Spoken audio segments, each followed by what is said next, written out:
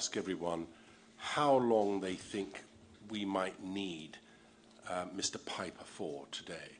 First of all, do come in, Mr. Piper. Take a seat.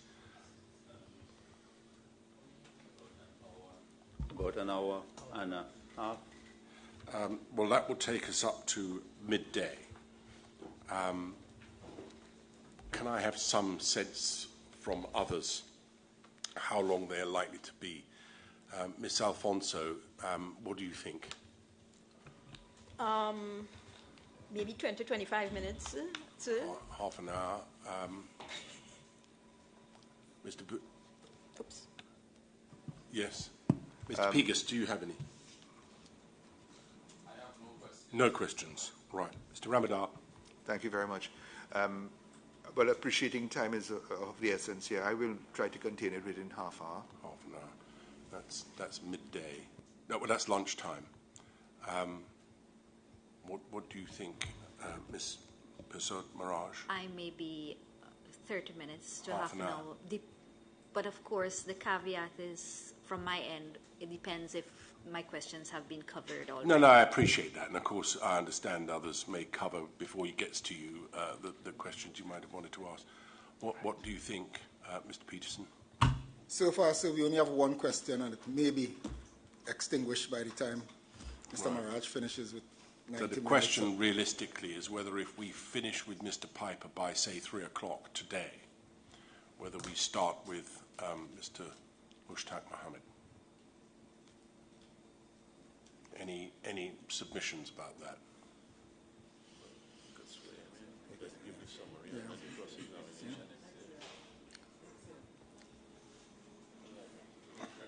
What I wouldn't want to do is to leave Mr. Mushtaq Mohammed half heard, as it were, over the Christmas break. Yeah. It wouldn't be fair on him. We were suggesting a part of it, but yes.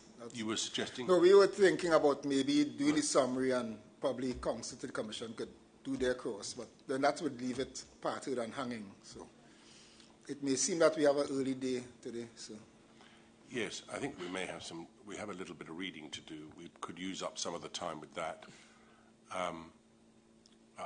My inclination at the moment is to rise once we've dealt with Mr. Piper. He's an important witness. People should be permitted to ask questions. And I know my interruptions are always making it last longer than it would otherwise be. But I think that's what we'll do, in which case we will release Mr. Mushtaq Mohammed for today. yes, sir. Yeah, because he would be on his way from... Well, that's why I thought we'd venture it now, rather than him making his way here, only to be told go home again, or go back to work, whichever he prefers. But it seems to me that the sensible thing to do would be to release him now. And during the course of this afternoon, we'll determine exactly what the order of the remaining witnesses will be. I see you have a hand up. Mr. Pegas. Yes, Mr. Chairman. On second thought, I would only question this witness if, for the remainder of his evidence, he says something that concerns my client. Yeah, no, of course. But up to this point, I don't have any questions for him. I just wanted to make that clear. I'm not holding anybody to this. I understand that it's a little fluid at the moment. So yeah, if you have questions, then that will be permitted. Yeah. Thank you very much. All right, then let's do that. We will release Mr. Mushtaq Mohammed. Somebody can tell him, please, that he's released. And we'll notify everybody certainly by tomorrow, what the position will be in relation to all the remaining witnesses and the 8 days or so that we have left earmarked for this inquiry's public hearings. All right, we'll do that then. Thank you very much. Back to you, Mr. Piper. Yes, Mr. Piper, when the adjournment was taken, I was telling you that when I look at the evidence of the timeline, I want to suggest to you, it did not seem as though you and the IMT acted with urgency to save human lives. Okay, sir. No, I'm going to put the timeline to you. So I'm going to, okay? Because according to you, Mitchell, I will read, Mitchell was contacted and they were on standby from 8:40 p.m. We went through that this morning, right? That's not in my statement. I don't think that's in my statement. But I read the evidence to you. Yes, you did. Okay, yes. Eastern Emergency Response Services were not contacted until 11:40 p.m. on Friday. OTSL was there from 8 p.m. and remained on standby until 5:30 a.m. Hull Support Services received a call at 4:30 p.m. and they did not go to the site. Hummingbird was contacted at 10:50 p.m. on Friday, and Catherine Balkizun said that the crawler went in at 3 a.m. on this Saturday.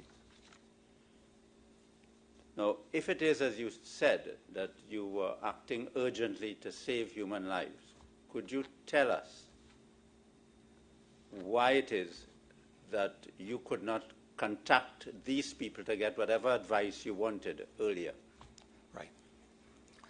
So you, I'm sure looking through the evidence, you'd have seen that we had a camera. We had contacted PISL, Professional Inspection Services Limited. They were on site, I think, by about 7:30, right? So we had them on site very quickly. Sorry, remind me, I missed that. Yes, Professional Inspection Services Limited, PISL, right? They were on site, right? Now, we don't have this equipment on hand, of course, so we have to source this equipment, right? So we had PISL on site. That would be the IMT, the members of the IMT Logistics and so on. They were trying to source equipment. So they were on site at about 7:30 p.m. on Friday, right? So we did start actioning very quickly. Once they got on site, unfortunately, there was an issue with the light on the camera, and we were not able to use the PISL. We also had on site via OTSL. We had a sorry. Just I want to keep an accurate note of this, yes, and it's quite a long answer to the question you were asked. So I just want to keep a record of it. So you're saying that they had the camera on site at 7:30. Yes, sir. But you couldn't use it because it didn't have a light. Yes, there was an issue with the light on the camera. Yes, sir. You mean it didn't have a light? It wasn't bright enough. It wasn't bright enough. Yeah. So it didn't, right. Or it didn't work. Yes. Not working or not bright enough. Yeah. So it couldn't be used. So it could not be used. So you're back to square one. Right. Yes, sir. We also had a remote operated vehicle that came up on site with OTSL. An ROV. An ROV. Yeah. Yes, sir.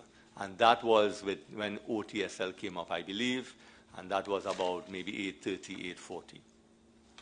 I think it arrived at 8:37. Yeah, okay. Yes, sir. Somewhere. When were they called up, please? Right. So OTSL, when we, through Heritage, right, because I did not make those calls, we had contacted Heritage, that is Mr. Mohammed. It doesn't matter how they do it. Yeah, right. So they contacted their dive supervisor, Mr. Seals, and Rolf Seals, and he started putting these things in place. He started mobilizing these people, Mitchell, OTSL, Hull Support, and so on. Right? So they, of course, had to transit from Point Fortin, I believe, so they came up on site.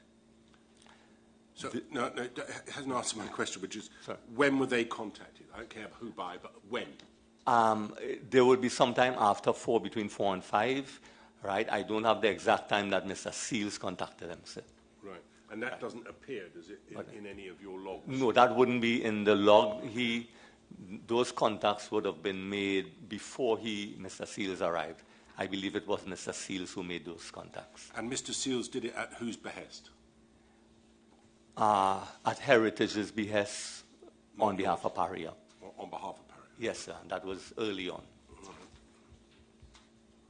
Thank That's you. to the best of my knowledge, yes. So sometime between 4 and 5. So Yes.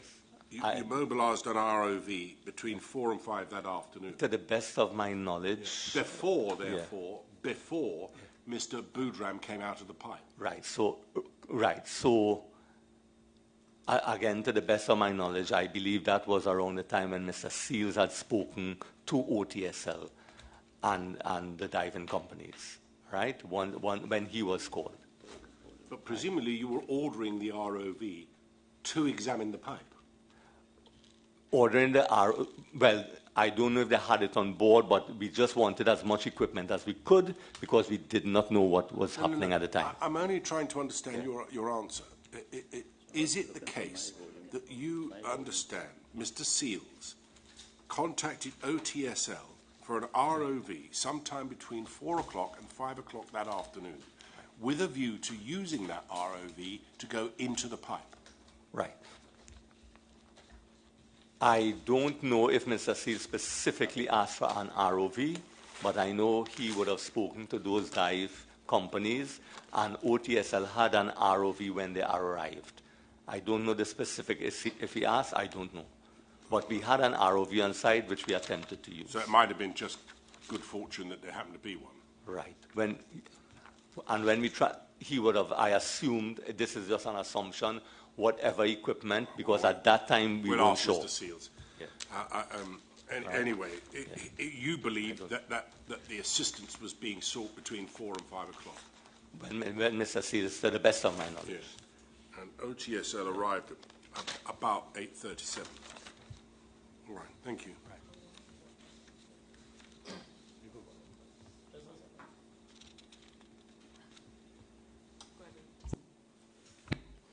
Good day, Mr. Piper. I just have one question here. Yesterday I heard you said that you were part of the Management Tenders Committee. Yes, sir.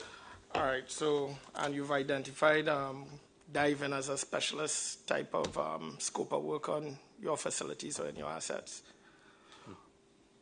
Being part of that committee, you would have some idea of the commercial diver capabilities within country. So with that knowledge, well, do you have? No, sir, I'm not very familiar. This was more like construction and so on. So I can't say I'm not very familiar. Well, a dive company or a commercial dive company would be a commercial dive company with the capabilities of which you expected. Or you said that you said the expertise are there. So how many companies in the tender process, just to go back a bit, that you are aware of that you selected LMCS from? I can't say offhand, sir. I don't remember offhand. Okay, because that's kind of going with Paria's awareness of commercial dive capabilities, why you would have to depend on another company. It could be a bit time-consuming. Right, because we have really used mainly LMCS to do our works. In the past, we had a master services agreement with them. So we have not used OTSL. We did not use OTSL or Hull, but we know that Heritage was using these companies, so we depended on Heritage in this case to assist us. Okay, but I heard you say that it was Heritage recommended it to you. But if you were aware of them, you would be aware that they have commercial diving capability. Of course. Yeah. Okay. Right, but we thought the assistance from Heritage would be quicker, we thought. Okay, thank you. Right. Yes, Mr. Maharaj. As I understand, your answer to Mr. Maharaj is that the professional inspection services arrived on site at 7:30, but their light wasn't working, so you couldn't use it. There was an ROV which arrived on site around 8:37 that evening. Correct. Was it deployed? Right. So Catherine did speak with Andrew Farrell, the dive supervisor, about using the ROV, and she advised that Mr. Farrell said the ROV couldn't work; it was too big to get into the pipeline, so we were not able to use the ROV. You mean the dimensions of the ROV were too great to fit inside the 30-inch pipeline? Yes. And the first you knew of that was when it arrived on site? Yes. Right, when Catherine told me she spoke to Andrew. Right. So that couldn't be used either. Yes.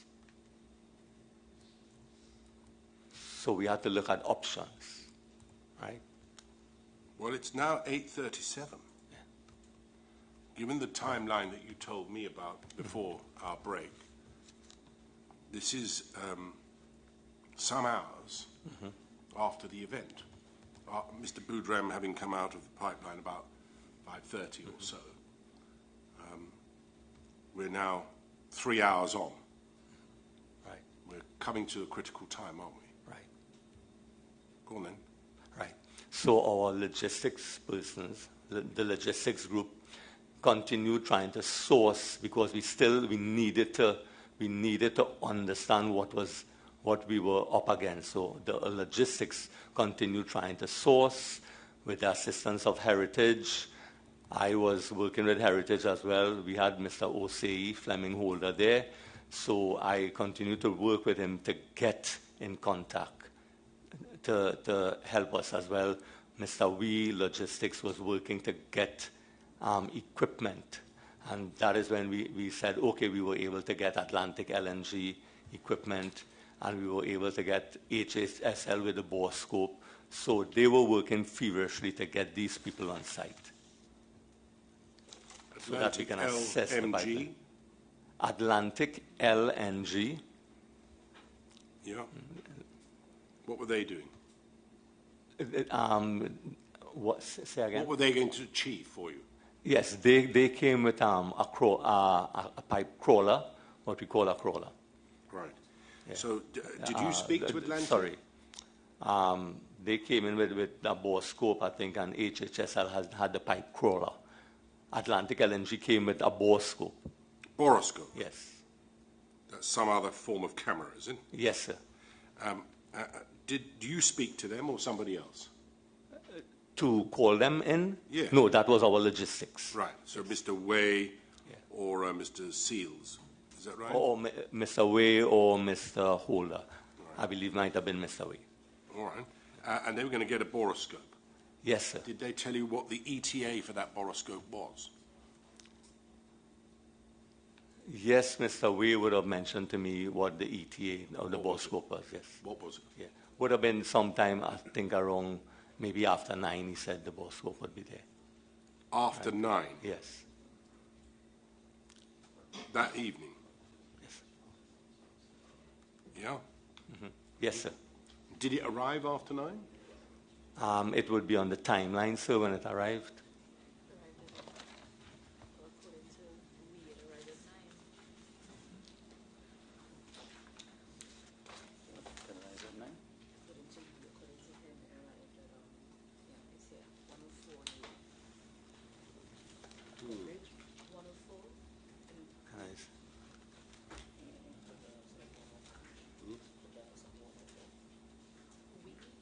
I think, if I may intervene, at paragraph 104 of Mr. Michael Wise's statement, at page 1289, he said at around 9 p.m., a pushed camera with operating crew from Atlantic LNG arrived on site. They were briefed and dispatched to Bird 6.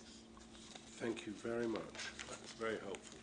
And when did they actually put the boroscope in? It was around midnight. It was put in around about 3 hours later. Yeah, yes. around midnight. So the boroscope arrived at 9, and it entered the pipe around midnight. Do you know why that was? Yes, sir. Can I'll you tell explain. us, please? Okay. Right. Go ahead. Right. So we had, of course, the situation at that time was we had the riser coming up and we had the hyperbaric chamber over the riser, right? In the initial condition at the time of the incident, Mr. if I may,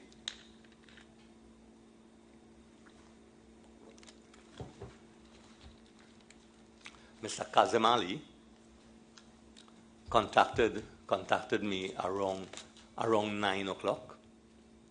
he contacted me and he indicated that he wanted to install the extension piece on the riser, which was to be installed that day.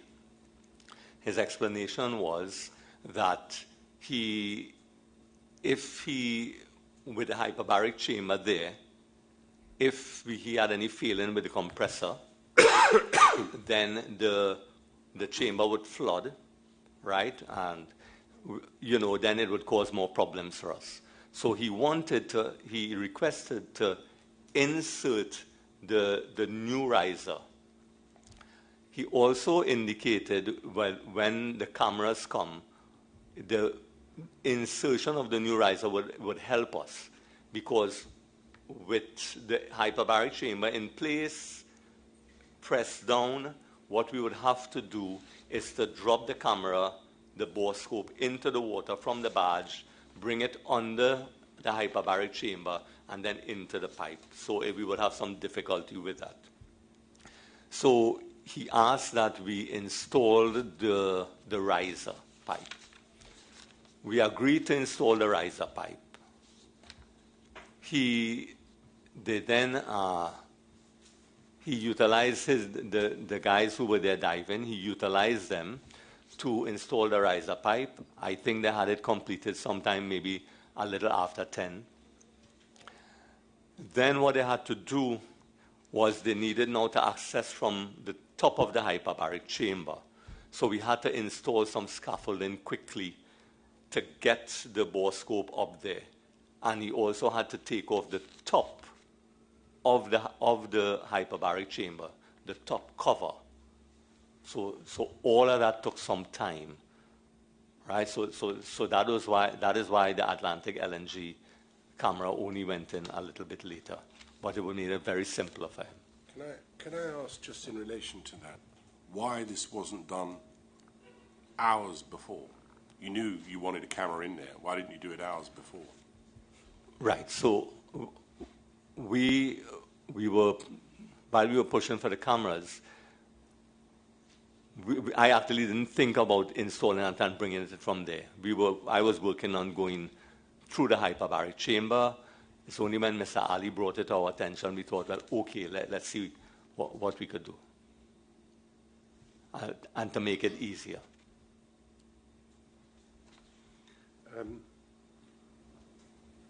Sorry, I'm struggling a little to understand why, given that the idea of a camera was yours, to put a camera in the pipe to see what the conditions of the pipe were, why wasn't this all sorted out in advance of any camera arriving?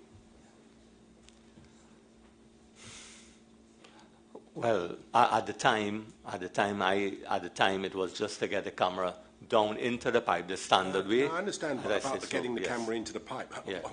If there was going to be a problem in taking the camera down into the water, up into the hyperbaric chamber, and then down into the pipe, that must have been apparent to the IMT and you before you even ordered a camera. Yeah. Well, it's not that it was a problem. It's just it could have been done. We could have done it, right? That was not. Well, given it is not that it could not be done. Yes. Forgive me, given that time was of the essence, why did you wait 3 hours? You had the camera. It was important. You're now up against your timeline that you described to me earlier today, right? You've used up 3 of your 5 hours that you think you've got. You're now going to take 3 hours past the timeline that you've got to put a camera in there. Why wouldn't you just say, well, look, we don't have time to do this, Mr. Ali or whoever else was suggesting it. Yeah. We just got to get that camera in there now. Yeah. Why not? Right.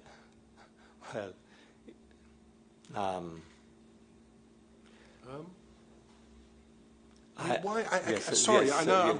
I'm trying to give you the opportunity to answer, but I am struggling a little to understand why, if you thought, if the IMT, at your command, thought that it was important before we effect a rescue to put a camera in there, why were not the conditions for putting the camera in there not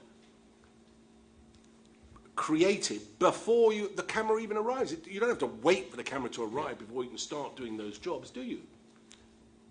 So, understood. I just it just wasn't, I suppose it wasn't thought of at the time, right? So when Mr. Ali came to me, I said, okay, it's going to be easier. Pause a minute. It wasn't thought of. Yes. At the time. All right. That's your answer, that it hadn't been thought out at the time by you or anyone else in the IMT that this might need to be done before the camera even arrives. Right, because that is correct, because Mr. Ali came to us about 9 o'clock with the indication that he called me around 9 o'clock. Yeah. You spoke to Mr. Ali for 3.5 minutes at 7:45 that evening. Right. Why didn't you raise it then? No, at that point in time, I was just operating with the hyperbaric chamber. No, I understand that, but yes. You were the one who wanted the camera. Yes. Did Mr. Ali want the camera? Yes, of course, the task says yes. Did he say that as a prerequisite to sending any diver into that pipe, I want a camera in there?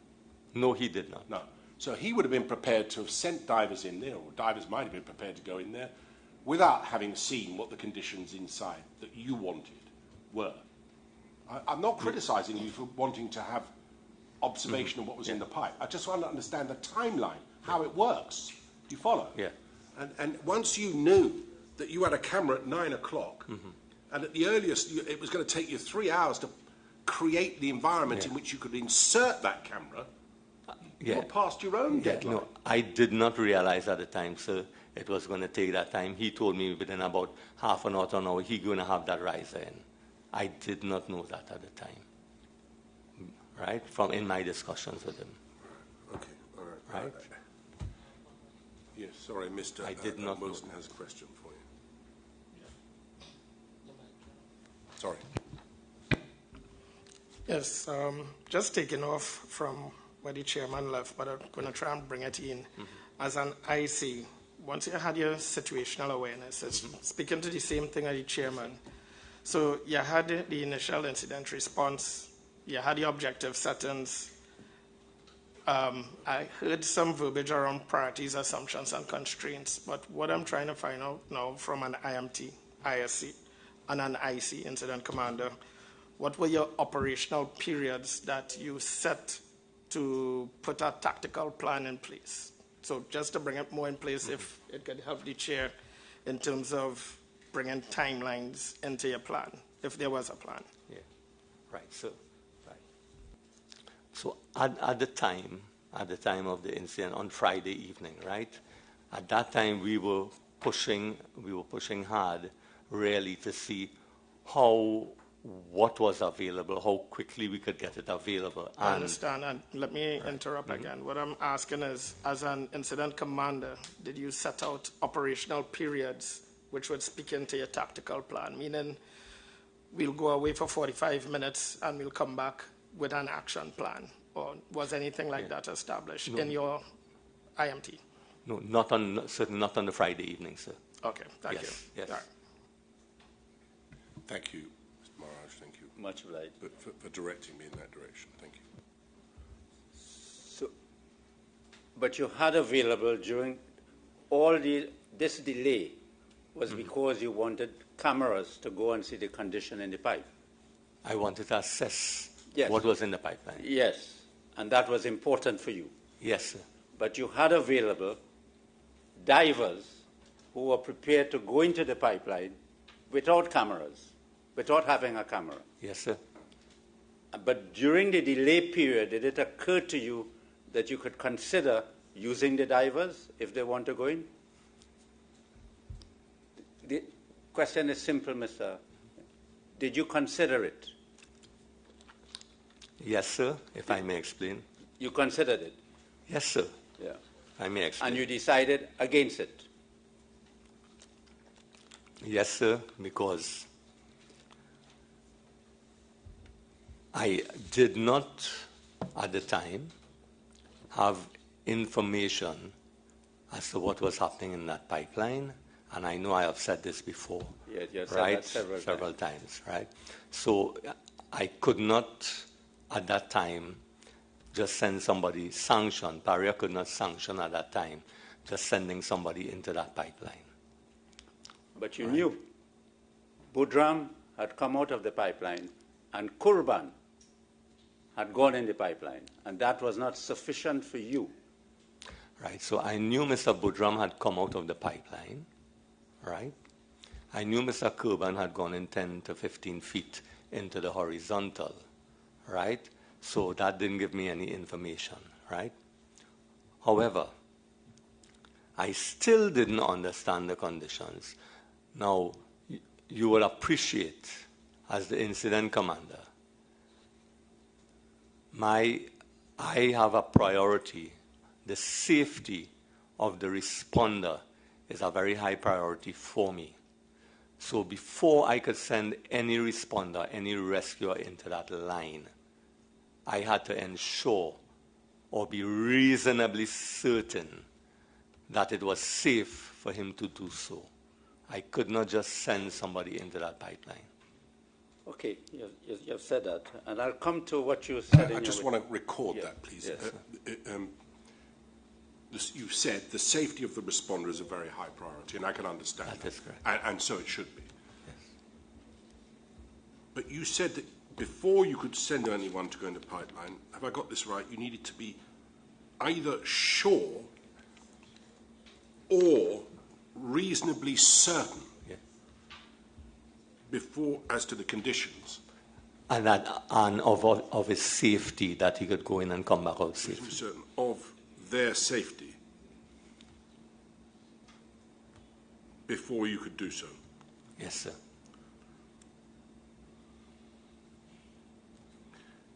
And is the effect of that to say that until you had a camera inside that pipe, you were never going to sanction a rescue?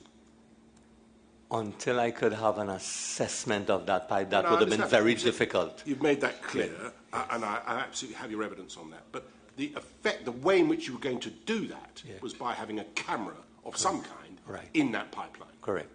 So up until that point in time, you got footage of what was inside that pipeline. Correct. You were never going to sanction a rescuer going into the pipeline.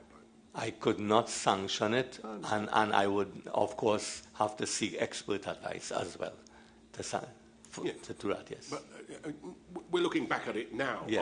aren't we? I mean, obviously, as things are unfolding at the time, different factors play. But looking back on it now, your analysis of what you did in the IMT, your position was, I'm not going to sanction, I think to use your word, I'm not going to sanction anyone going into that pipe to effect any kind of rescue until I knew the conditions of the pipe. That's the first thing. And you add to that by saying, I won't know the conditions of the pipe until I've sent a camera in to have a look. Yes, right? correct. So the net result of that is, until a camera went in the pipe, there was no prospect of my sanctioning anyone diving into that pipe. It would be very difficult for me so to do, sir. Very difficult? Were there any circumstances in which you would be prepared to sanction it? I could not, sir. I could not sanction it. No, I understand it. I just want to be clear. And I really do understand what you're saying. That was the criteria for you. I needed to know what was the conditions in that pipe, and I needed to get a camera in there. Yes, sir. Thank you very much. One matter arising from that, I just want to make a note of that.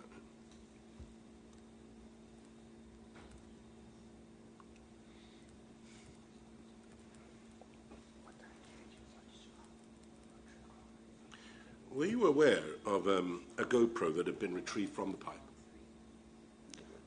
I heard something that they had some GoPro. Catherine was trying to look at it, and she suspected it was a GoPro, right? And with LMCS, and they couldn't, and they were not showing her anything. She wasn't certain it was a GoPro. We were not certain. I think in your statement you referred to it, don't you? Someone direct me to that passage. Yes.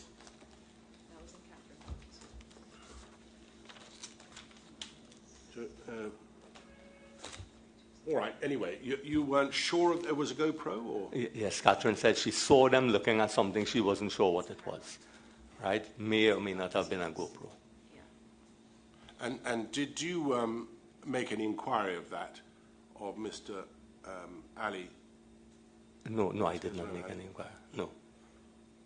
I mean, it's quite important, this, isn't it? If it was a GoPro, might have met your needs. Well, any GoPro, nothing came out of the pipe, so it would not have been in the pipe. Well, we don't know. Yeah. Do you, Mr. Wasn't it suggested that the GoPro was retrieved from the pipe? No. All Catherine told me it was they were looking at something she thought maybe a GoPro. What, that Mr. Kerban hadn't retrieved this from the pipe? I can't recall if she said she didn't. I can't recall her telling me that. I recall her telling me she saw them looking at something when she tried to look at it. When she tried to go across, they moved away, and we were not getting any information from them. Just a minute.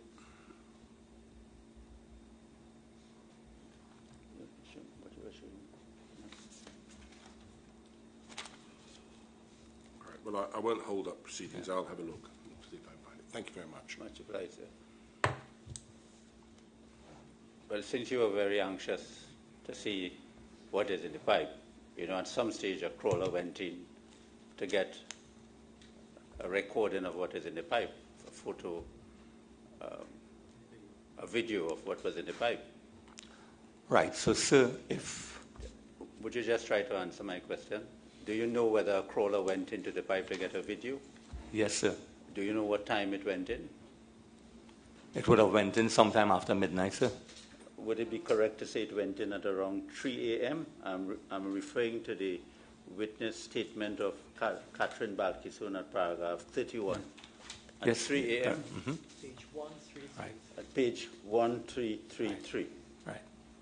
Would you agree to that? Yes, that is what she said, sir. Yes. At 3 a.m., where were you? I would have been in the incident command post. Did you go home for 3 hours? Right. At paragraph 155, mm-hmm. page 1372. Right. While you were the incident commander, mm-hmm. managing an emergency, men in the pipe, mm-hmm. you went home. At what time you went home?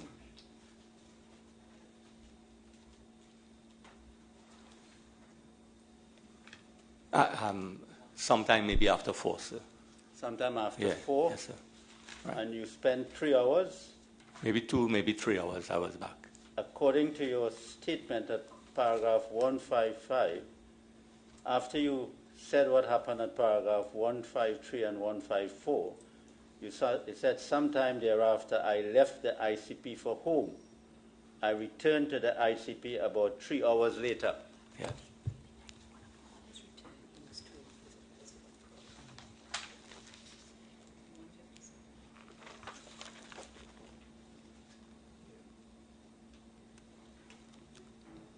And at paragraph 157 of your witness statement, you said, upon my return to the ICP, I was advised by Catherine or another person, I cannot now recall, that the crawler was sent down at berth 5, but there was too much oil, so it wasn't able to get too far. I was told that it had to be retracted and the lens cleaned, which was difficult to do. Right. So if I may back up, please, and explain. Right. Yeah. Right. So we got the camera footage, right? What little camera footage we were able to get, I believe, from Atlantic LNG. That would have been around midnight, right? Once we got that camera footage, I contacted Mr. Raul Seals. Well, he was in the incident command, right, with Mr. Osei Hola. Good. I spoke to Mr. Seals, and I instructed him, listen, we have this video footage, right? This would be something right around midnight when we first got it.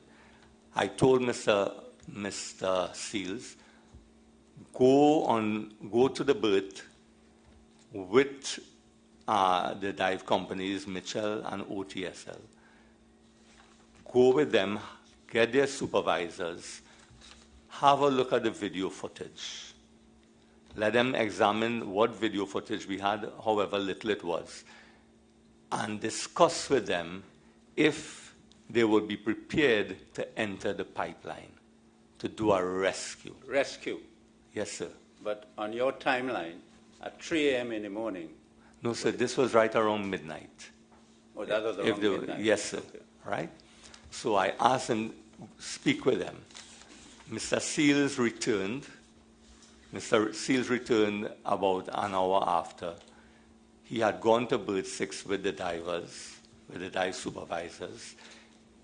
He advised me, in the presence of Mr. Osei Fleming-Holer, he advised me that he reviewed the video footage with the two dive supervisors. And the dive supervisors both agreed that it was too risky and they will not allow their personnel to go into that pipeline. They simply did not have the information. I subsequently asked Mr. Seals what was his view. I asked Mr. Seals what was his view. Mr. Seals advised me that he simply did not have the information. It was too risky.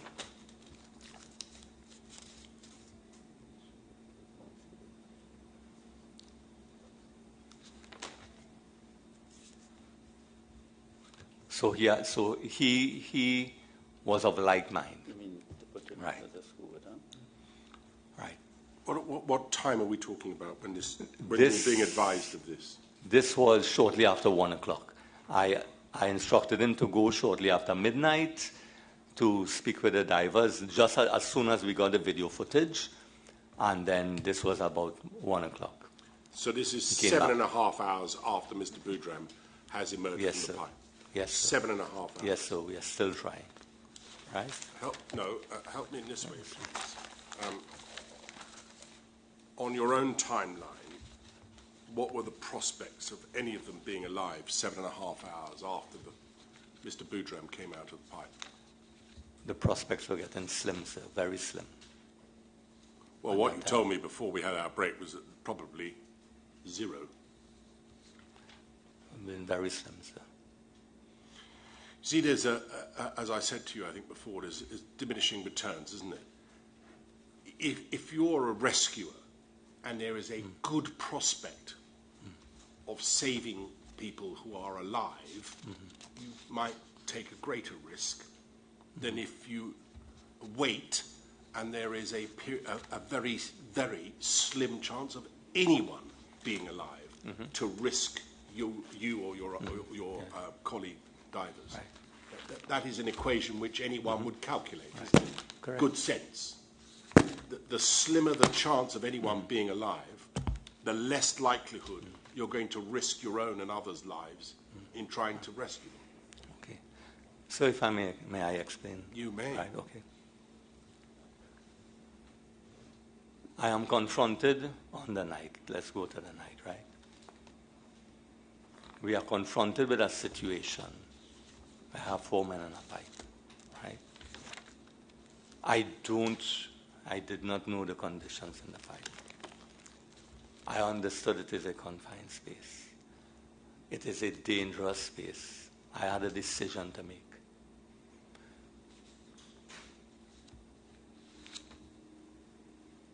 Let's look at, say, I know Mr. Kerban was prepared to go in the pipe, right?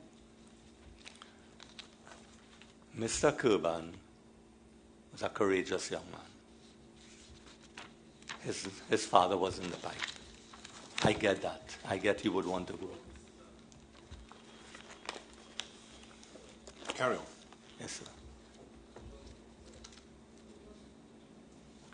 No, we won't have any shouting out from the back of the courtroom, please. Right. You address my question, please. Yes, sir. Right. I have a decision to make, a difficult decision. Yes. If I allow somebody, if Paria sanctions somebody who is strongly emotionally attached, at that time he would be angry, right? And he was angry at that time. I am putting that young man's life in danger. I'm sanctioning something to put that young man's life in danger, I have a responsibility for that young man, right? Well, he had a responsibility for his father as well, didn't he? Yes, sir. Yeah. Right? So I had a responsibility to that young man. What happens, I also had to think through, what happens if Mr. Kerban gets in difficulty in that pipeline? Then I had another courageous young man, Mr. Conan Bedu, who would want to go into rescue Mr. Michael Kerban, right? I could have two people in difficulty. I'm adding numbers. I understand Mr. Bedo's brother was there. Mr. Bedo gets into difficulty, or if I send him in first, or if he goes in first, he gets into difficulty. What would his brother do? His brother would go in. No, his brother was going to pull him out because he would be attached by a line. Well, sir, it's... Would you pull him out in what conditions, sir? I don't know. I couldn't tell. Well, he might have been injured. I don't know. He might have been. Right? He may have been dead, sir. I don't know. He might have been. Right? Do I take that risk to send somebody in there? And that was not a simple decision. No one suggests it is. That's why you got that job. Yeah, and I believe it was the right decision at the time, as difficult as it was. It was not a simple decision. All right. Okay, sir. So I'm in that position on that night, that situation. The net result, though, is that because you took the stance you had, and as I say, I can assure you I have not made up my mind one way or the other about any of this yet. I'm hearing the evidence, all right? I have an open mind as to whether what you were doing was right or wrong, and I don't think actually anybody can second guess that. What is true is that there was no timeline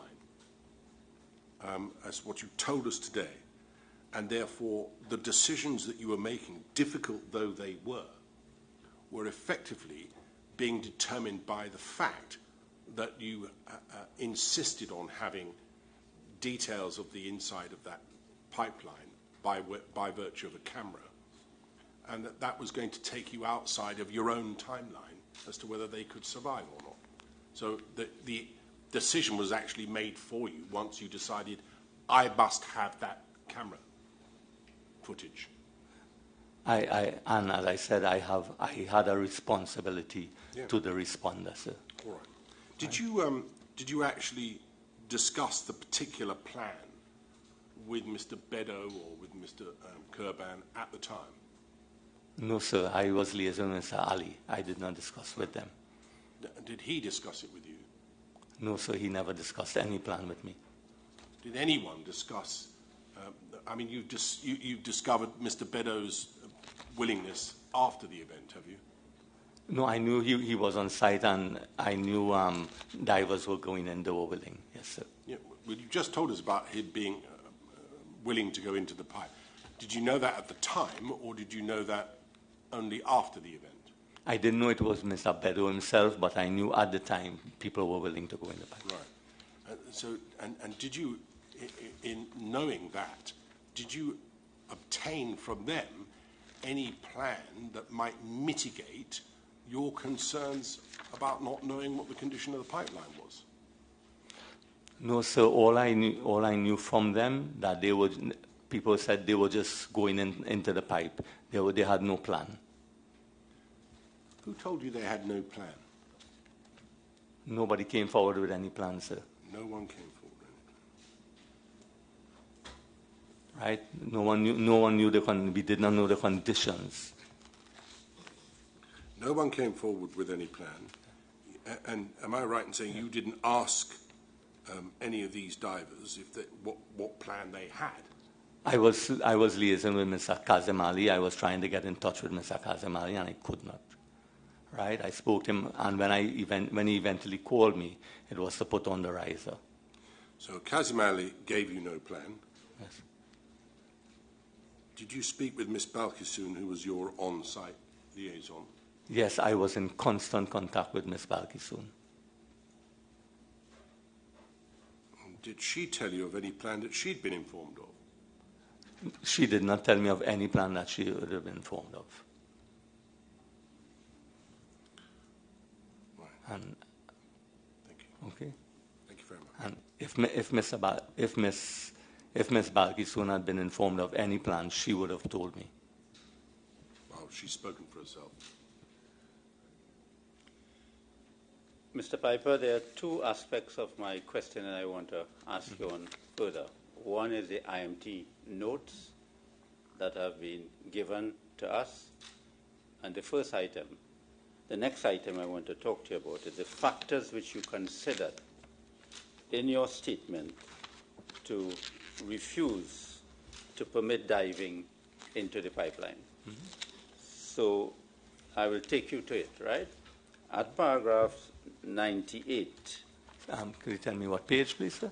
Page 1363. It starts at 1363, but the factors start at 1364.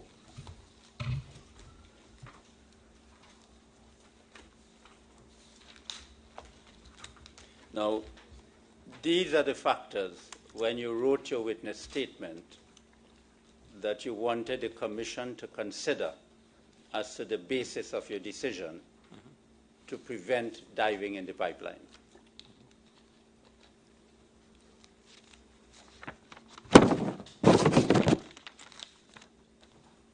So let us go to paragraph 98.1. The event which caused the divers to be taken into the pipeline was unknown.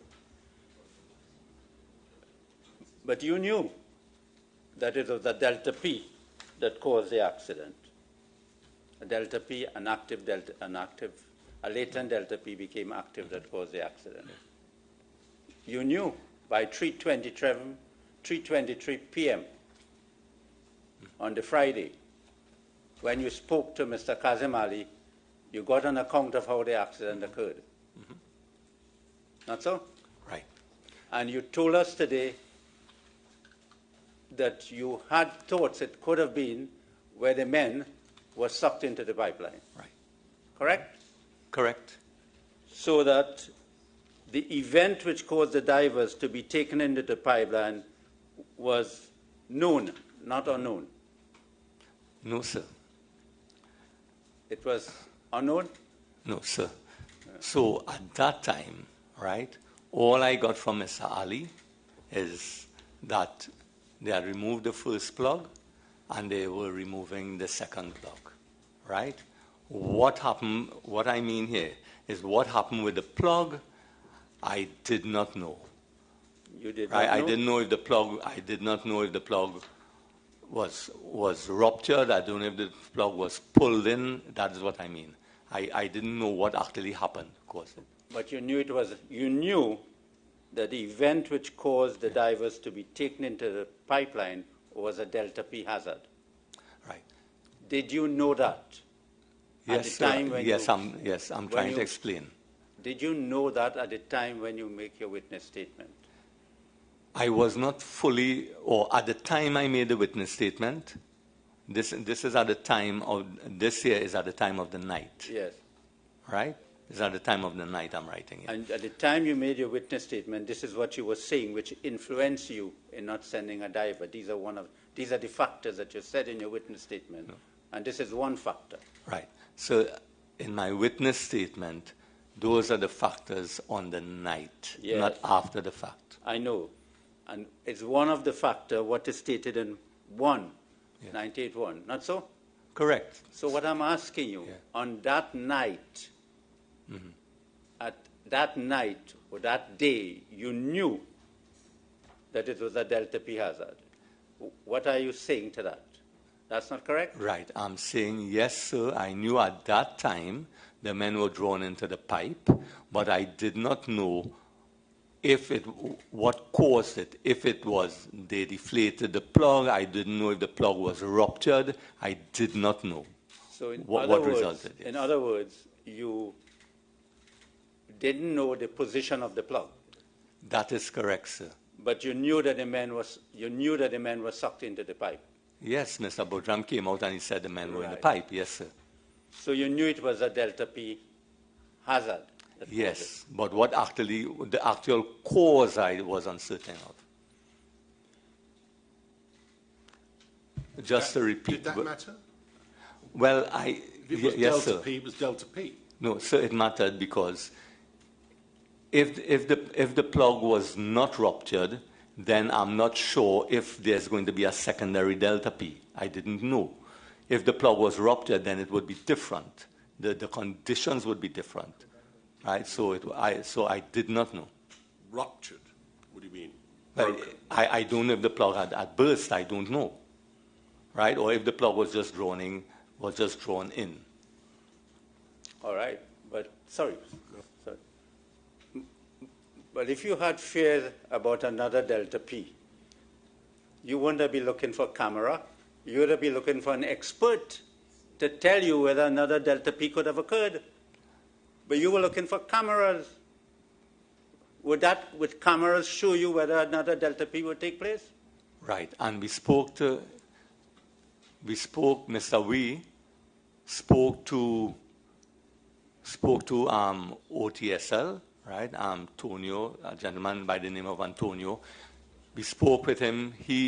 During the night, he was explaining to us about the delta P occurrence, and he also indicated that we need to try to, until we could be sure that there's not a second delta P, then it would be very dangerous to send those divers in.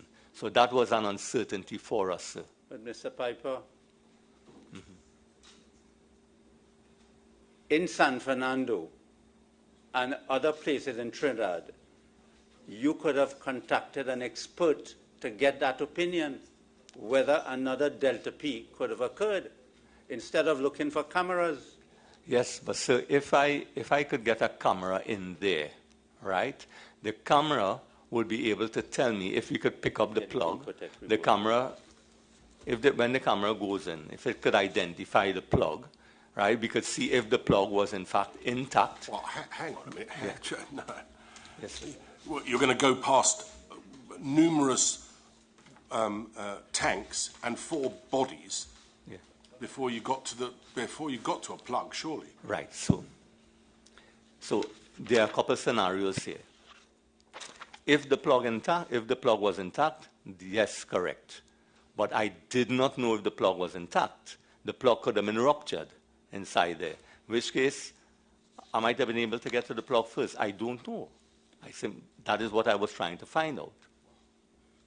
Pretty remote possibility, wasn't it? Sir, I simply didn't know what caused the incident at the time. I understand nobody knew for sure. Yeah. What your job, presumably, was to try and weigh up the odds. Yeah. Correct. What were the realistic prospects of that plug being ruptured in such a way that you would be able to send a camera in, get to the plug before you got to the people? Right. What was the realistic prospect? Do it now. Exercise your mind on it now. Well, it's maybe a low prospect, but the camera would also tell me, while it wouldn't tell me about the delta P, right, in that case, the camera would also tell me where the bodies are, where the men are located, where the people are located, right? I needed to get a distance. I needed to know what I was dealing with. So the camera footage would also help me with that. This is not just one element. Did it ever occur to you that you were seeking perfection? You know, a degree of knowledge that could only come with perfection? No, sir. No. I was trying to get what the best or realistic assessment I could make so I could get somebody in there. Within the time frame available? That's where you keep missing that out, don't you? It's within the time frame available. Right. And yes, sir, and I come back to the decision I had to make to send, right? You see, Mr. Piper, if you had contacted an expert, you would have got the answer on that delta P if it could recur. Yes, sir. And I referred you, I'm not too sure, but I referred you to the expert report of Incotec based in San Fernando. Incotec is based in San Fernando. And they said, they answered that question.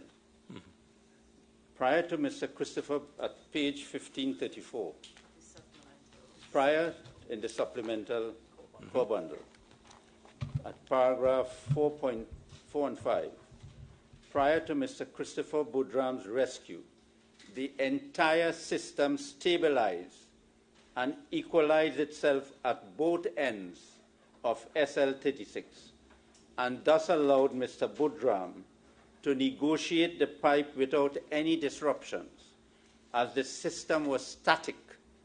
This condition was the best opportunity to attempt a rescue, as removing the blank at berth 5 or shutting down the compressor would have released the stored potential energy from the compressed air and thus disturbed the equilibrium and thereby imperil any divers in the air pockets. If you had contacted an expert and did not look for cameras, you would have been able to know that the pipeline was safe for diving. Right. And so just to repeat, right, I don't know what that is based on, right, but I don't know what that expert is based on, right, but just to repeat, we did contact an expert, right, Mr. Michael B., and we did speak to him on the night. Who was that expert? From OTSL. So if I can object, it's also, in my respectful submission, an unfair question, right? Incotec has taken a long time to produce a report. It's unfair to put to the witness that that information could have been obtained at that time. No one has suggested that. Well, I mean, I think he's answering the question because he's telling us that he did consult someone locally to provide the answer to that question. Correct. Yes, so sir. Why don't we let him tell us that? Yes. Very well, sir. Yeah. I just wasn't only question of consultation. I was only question of how long it would take to deliver the advice. Well, let's find out if he got the advice. Right. Yeah. So we did speak to the expert from OTSL through Mr. Wee, and he did tell us about the Delta P, and he did tell us, you know, you couldn't be certain. That was our information on the night. Couldn't be certain that there was not a prospect of a second Delta. Correct. And until such time, you know, we should not send somebody in. Do you know who that was? The person? Cannot remember his second name. It was Antonio, I think was his first name. Antonio? Yes, yes. From OTSL. Donowa, thank you. Page 2786.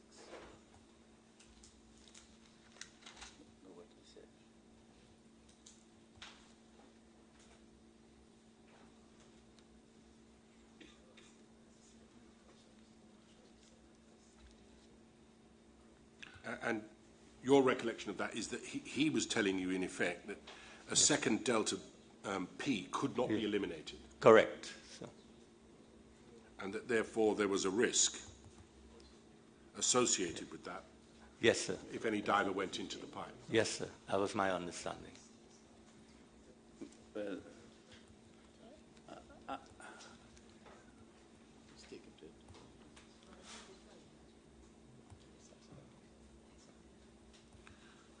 Did he give you an opinion, a written opinion?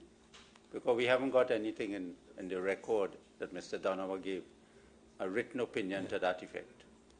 I believe there is something on the record. Well, I have a statement from Mr. Donowa in the record at page 2785.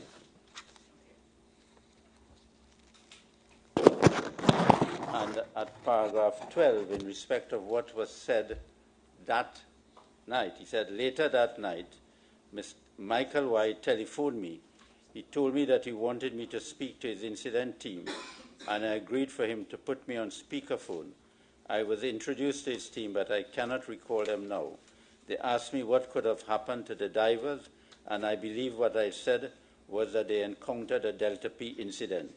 They did not appear to understand what a Delta P incident was, so I explained it, and in fact, my explanation, I sent a video to Michael Y showing a crab being sucked into a pipeline because of a Delta P incident, and another giving a detailed scientific explanation. Then a few days later, you said? Yes. What paragraph? 17. At paragraph 17. A few days later, before the retrieval of the bodies, I was asked by OTSL CEO, Mr. Bertrand, to join in a telephone conversation he was having with Heritage. I did join, although I do not recall the ex-date. It was me, Mr. Bertrand, and Mr. O.C. Fleming, Heritage lead, and several others whose names I do not recall. The purpose of the call was to discuss the possibility of doing a penetration dive into the pipeline to search for survivors. I advised of the safety issues, as there was no way to confirm that the pipeline was totally equalized and flooded and free of possibility of a Delta event. So on the date in question, when Mr. Donowa spoke to you on the night, that opinion was not sought as to whether another Delta P could have, based on his statement. A few days later, then he was asked that. Right. I have to say, sir, I cannot fully recollect, but that was my view, because we were still, even after the discussions, I know we still were concerned about the second Delta P, so no evidence. All right. Now, the next reason, it was also unknown what caused that event to subside. Well, in respect of that, you knew that Christopher Boudram and Michael Kurban, Christopher Boudram came out of the pipeline and Michael Kurban went in, and you knew that the hyperbaric chamber was flooded. I'm sorry, it was not flooded. Not so? Correct. Right. The conditions inside the pipeline were unknown. Well, Mr. Piper, I've put this to you already, but you could have known the condition of the pipeline from Mr. Boudram and from Mr. Kurban. Then your next condition, your next factor, the LMCS divers were diving into the pipeline in an unplanned manner, and then you went on to say you produced, without having a method statement, a risk assessment, a job hazards analysis, etc., etc. You really expected, in order to make that decision, you wanted a written risk assessment, job hazard, and how long that would have taken? Right. So I'm not saying, right. I am not saying written, right? One needs to at least, right? One needs to at least understand what one is coming up against. One needs to at least sort of try to identify. About 4 a.m., I mean. Right. One needs to at least try to identify. One needs to try to risk assess. One needs to try to mitigate how you're going in, how you're coming back out, right? So there are a number of factors you have to deal with before you could say, hey, listen, we believe, yes, this can be done. But it has to be done, sir. We cannot just go into the pipeline and say, I'll pull you out with a rope, right? So I am not saying it had to be written, but we need to have some idea of what we, right? And are you saying you had no idea? Say again, sir? Yes. You've identified in your statement, you've just been asked by Mr. Maharaj, as item number 4 of the, perhaps we can put it back on the screen, page 1364. You've identified that as being one of the reasons why you were concerned about sending any divers into the pipeline. Correct. And you say that the LMCS divers were diving into the pipeline in an entirely unplanned manner. Correct. Without having produced any kind of method statement, risk assessment, or job hazard analysis. And you're saying that didn't need to be in writing, so long as you understood what it was. Yes, sir. Is that what you're saying? Yeah. Right, okay. Well, what I want to understand from you is this, you see, is that you spoke, did you not, with Mr. Dexter Guerra? Yes, sir. On more than one occasion? Yes. Certainly at 1832 and at 1845. Mm-hmm. Did you not ask him, well, why these people don't, what's the plan? How is this going to work? What contingencies are you taking? Yeah. Did you ask him that? I don't think I asked him in so many words. I asked him, he said, listen, the guys just wanted to go into the pipe, right? But we didn't discuss any plan. He didn't have any plan because we still did not know what existed. Really? You spoke to him for what, I think a total of about 5 minutes in those 2 phone calls, and he gave you no idea of what the plan would look like? No, sir. No idea. And you didn't ask him? At the time I spoke with Dexter, right? There were some hostilities. There were some hostilities on the berth, and I called Dexter to see how, to settle the berth down. No, I didn't speak with him on it. Is it that the calls to Dexter Guerra were nothing to do with rescuing, but to settle down hostilities? The first call was to settle down hostilities, right? Why were there hostilities? There were hostilities when we said halt on the diving, sir. Right. I don't suppose that surprised you particularly, did it? No, sir, I expected. In any event, there were such hostilities. But given that we're about an hour, when you're having these calls with Dexter Guerra, about an hour or so after Mr. Boudram has emerged from the pipe, did you not think that they were at least seeing if there were ways in which the rescue might be effected within the time scale that permitted them to be rescued alive? Right. Yes. So what I'm a little concerned to understand from you is if you were genuinely concerned that they were diving, as you put it in your statement, as in an entirely unplanned manner, why wouldn't you have said to them, to him anyway, look, I can't permit this dive. I'm not going to lift this diving restriction on diving, which is causing the hostilities between us. I'm not going to lift that until I know what kind of plan you have to effect. Tell me, persuade me, Mr. Dexter Guerra, persuade me that I should permit this. Did you say that to him? No, I didn't say that to him, sir. Do you think it would have been a good idea, one way to quell the hostility that existed, one way for you to be satisfied at least of some kind of plan, even if you disagreed with it? Do you follow? Yeah. Did you not think it would have been prudent to have asked him? How long have you known this man? I've known Dexter for a while.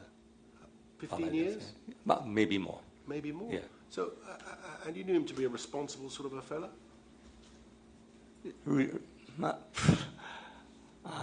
Reasonably. Reasonably. I mean, I think there was an incident when he took the barge off without permission some months before.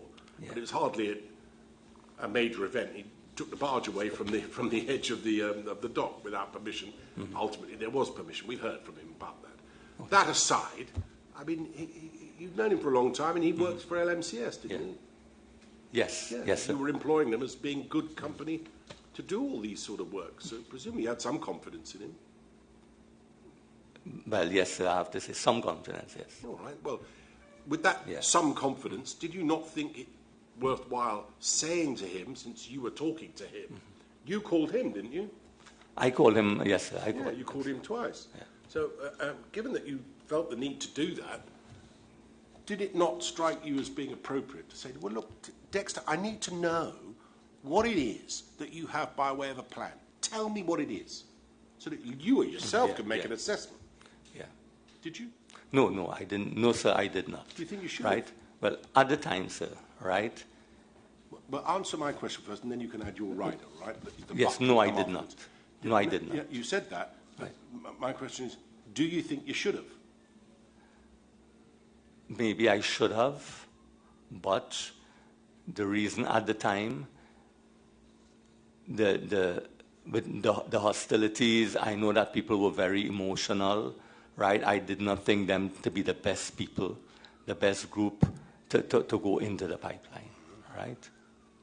That was an assessment made by you, which yes, I can entirely understand. Yes. What I'm asking you is whether or not you thought it would be prudent for you to have asked him, what is your plan? What is the plan? You've got to tell me, Mr. Guerra, what is the plan? Help me understand how I can sanction this. Yes. Maybe in hindsight, maybe I should have, yes, sir. Despite all that was going on. Thank you. Mr. Piper, you were engaged in communicating with diving companies to get opinions, not so? Yes, sir. You were consulting with them. You were waiting on their answers, correct? Yes, sir. You had the LMCS divers who were experienced, commercial divers, experienced in diving. They had all equipment, can do a rescue. Why you didn't consult with them? Sir, nobody, right? Nobody, right? That team was emotionally charged, right? Right? My assessment of that is you cannot, it would not be a prudent position to take or decision to make, right? With a group who are emotionally charged, who have never done anything like this before, who have no training to do anything like this. Nobody has done this, to the best of my knowledge, gone into a pipeline. Did you find out from them? So nobody has ever done this. Did you find out from them? No, I did not find out, but I knew nobody had done this. You assumed yes, that sir. they never, you yes, assumed sir. that they didn't have the requisite yes. experience and training and competence yes, sir. to go into the pipeline. Yes, sir. This is a 30-inch pipeline with oil. This is a 30-inch pipeline with oil running for quarter mile, right? We had no idea. Nobody had ever had any training in this, right, to go into this pipeline. They were emotionally charged, and at the time it was not the best group to send in that pipeline.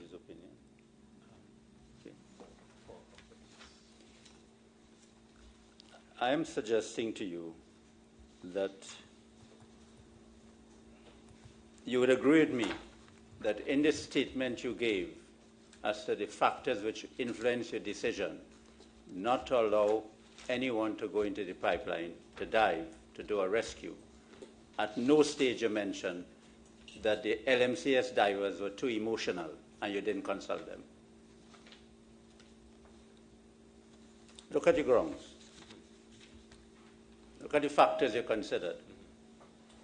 No, I didn't mention it, but I knew they were very emotional. But it was clear. When you gave the statement, you knew that you were giving the factors to the Commission to consider as to the grounds you considered to prevent you from allowing that dive.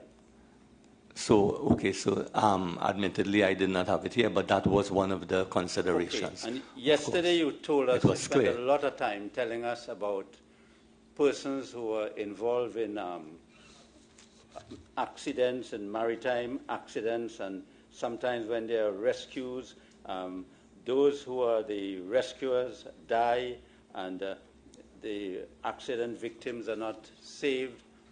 You remember you told us, you gave us? Correct, sir. Nowhere you have put that in this witness statement. That is not in the witness statement as to the factors you considered. Well, sorry, but I didn't. Yeah.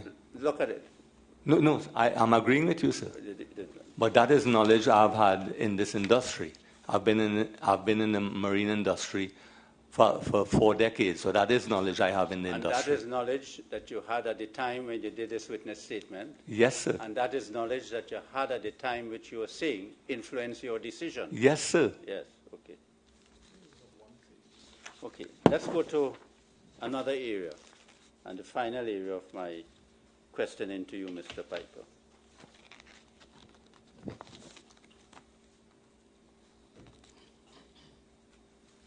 I want you to look at the IMT notes. That is in the supplemental. Supplemental core bundle. Yes, 1572.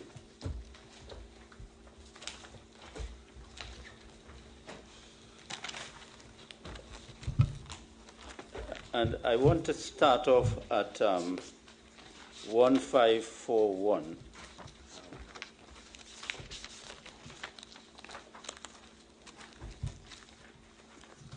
And before I start off at 1541, I want for you to refresh your memory what you said that Mr. Christopher Boodram told you at paragraphs 130 and 131 of your witness statement, page 1368.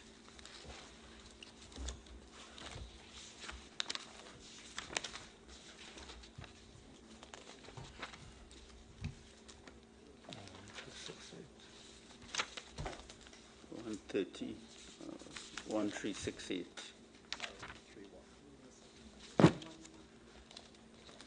Paragraph, that's at page 1368 and 1369. And you see that among the things you said in your statement there, that I asked Boodram how he was doing. Mr. Boodram responded by saying, Mr. Piper, I want to say up front, I ain't think them fellas make it, or words to that effect. And then the phone was placed on speaker, on speaker mode. Mr. Boodram words were audible to personal wrong. Mr. Boodram then indicated that he crossed 2 welded seams on the way out of the pipeline. He said he then crossed blacks who was unresponsive. He indicated that 4 of them were making their way out of the pipeline and they were helping Kazim Ali Jr., who had a broken leg and arm. He then said they came across an air pocket, which there was 1 person less, after which there was 1 person less. He then said they came across a second air pocket, after which they lost Kazim Jr. He further stated that Faizi was with him until he reached the elbow, and then Faizi said he couldn't make it. Mr. Boodram did not ask during that conversation whether anyone else was rescued from the pipeline. I want you to look at 1547 and see what the IMT recorded Mr. Boodram said. 1541, sorry. 41. Look at the top of the page.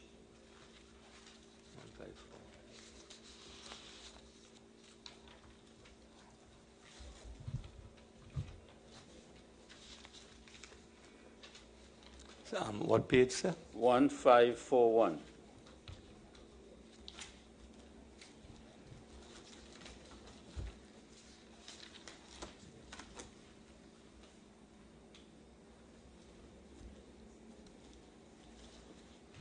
Yes, Read sir. it carefully and then I'll ask you the question. Mm-hmm. Yes, sir. You read it? Read it. Right. I have not seen in this note that was taken by the scribe at the IMT that Mr. Boodram said, or Mr. Boodram indicated that he didn't think the divers made it. Could you show me in this note where he said that? Mr. Boodram indicated that he didn't think the divers made it. That Mr. Boodram said that he didn't.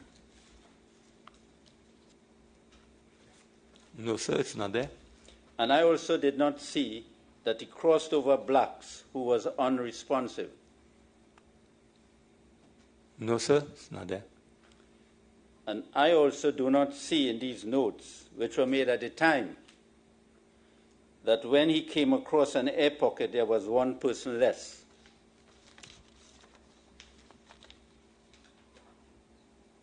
No, sir. When you wrote your witness statement, when you prepare your witness statement, what, you wrote it from memory or you wrote it from contemporaneous notes? Right. No, I did not take notes, sir. There are some, I did not take notes, sir. So I'm going to answer, if I may, please. Sure. there are some things that stick with you. This is one of the things that stuck with me, and I kept repeating this, right? This was also recorded in the IMT, in the log, I believe, similar to what I said here. This was recorded in that log. It was not in that note, but I believe it was in the log somewhere. Well, I'd be glad if you could show us it.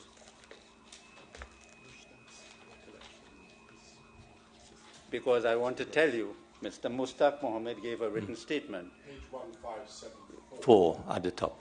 Okay. Page 1574, it's the name.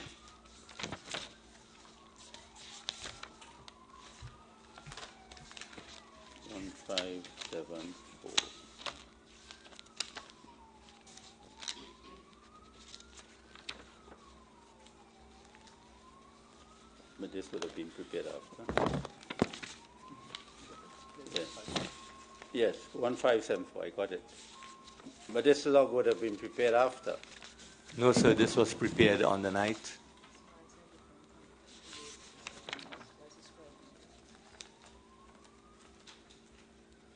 Well, help us. This at 1541, was someone writing this at the time? Well, it's written, sir. Yeah, but you were the commander. Yes, sir. Did you have someone writing this at the time that? No, sir. At the time, we were in the incident command post. The scribe at the time documented it in the log immediately.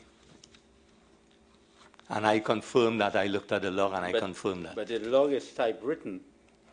Yes, sir. This log was being typed as on a spreadsheet in the incident command, at the incident command post. So the entries were being made immediately. So you agree with me then, because I'm now saying this, I now noticed it. Okay, that's fair. So you would agree with me that what is stated in 1541, what Mr. Budram said is inconsistent with what is stated. What you pointed me out is inconsistent in the sense that there are things. Well, let's take them one at a time. First of all, you say in your statement, paragraph 131, that the first thing that Mr. Budram said to you is, Mr. Piper, I want to say up front, I ain't think them fellas make it. Yes, sir. Now, that's what you've recorded in your statement. Yes, sir. That does not appear, does it, on the diary memo note at page 1541? Right. So. No, one thing at a time. Sorry? It doesn't appear there, does it? Correct. And it doesn't appear in the log at 1574?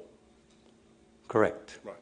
But it's something that you told us is stuck in your mind? Yes, sir. Right. Okay. So we're agreed, at any rate, that this is, when you're writing this statement, it's from memory.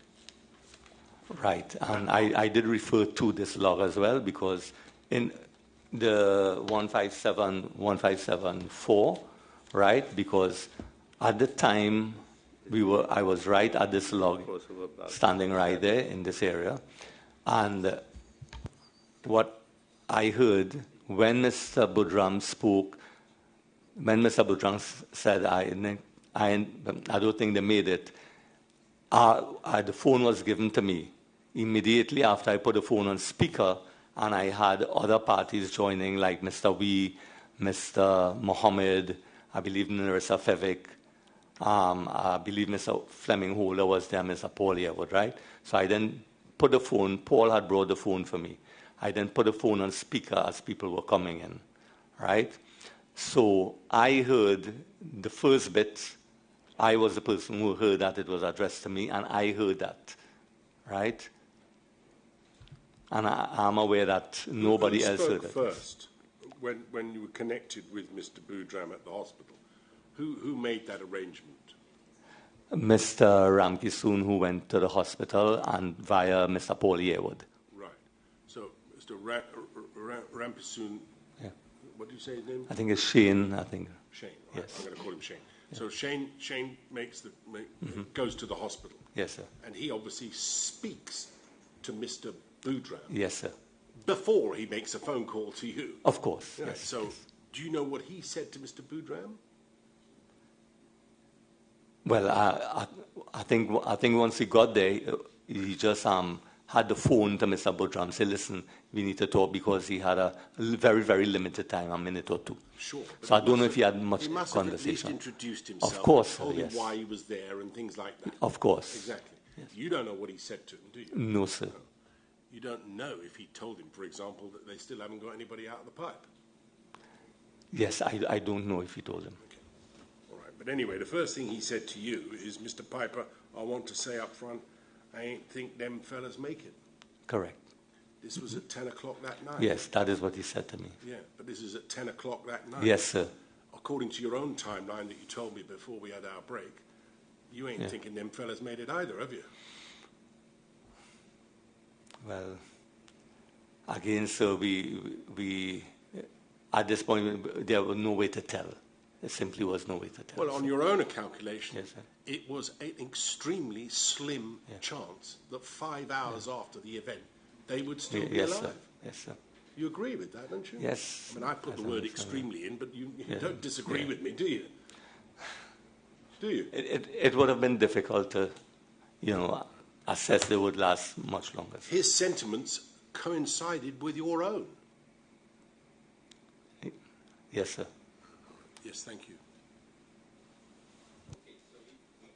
That we got that in the second note has some of the things that are recorded, but one of the things that neither in the scribe note or in the typewritten note, it has the statement you say from memory. I want to say, Mr. Piper, I want to say in front, I ain't think them fellas make it. Correct, sir, and I'm very well aware of that. Okay. I included that in my statement because that is something that stuck with me, right? I am aware that it was not in this note here, this log, but that statement stuck with me, and I thought I should include it. Okay. Look again at page 1541. And there's a notation which states at, you see 202? Yes, sir. Which states clear water, no signs of oil, no airspace, difficult to tell if any airspace because of the position of the camera. So at 202, according to the notes that the IMT had, would it not be that the pipeline had clear waters, no sign of oil, no airspace? Right. So this is a very short distance into the pipeline, right? Maybe less than 100 feet. I'm just asking what is recorded. Would you? The IMT had this information at that time? Yes, sir. Okay. And that information was shared prior to that. Okay. That information was shared with the dive experts through Mr. Raul Seals to do an assessment, which they still came back and said they were not willing to send their persons into the pipeline. So it was shared with them. Okay. Just underneath that, you see on that night, it seems as though the IMT knew of differential pressure. Yes, sir.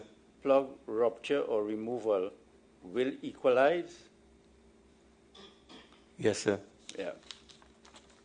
So the IMT had that information. Yes, as I said, we had spoken to Mr. Donovan earlier. Yeah. Will equalize. Yes, if the plug is ruptured, sir, or remove it, will equalize. Yeah. Good. And let's go to page 1542, where it is stated that crawler, you see at about the middle of the page, crawler put down. Yes, sir. 220 feet into pipe with tanks and plug from both six side, yellow, round, and white. You see yes, that? Sir. Yes, sir. Yes. Right. Can I explain that? Yes, what you understood it to mean. Right. So what actually happened is as they were feeding it, apparently they had some rotation on. As they were feeding it, they actually did not get to the 220 feet. The hose, the line, the connection was actually turning on itself. So the crawler didn't actually go in 220 feet. That is my understanding. It was recording the travel, but the crawler didn't travel. That was my understanding on the time. Okay. Let's go to 1544.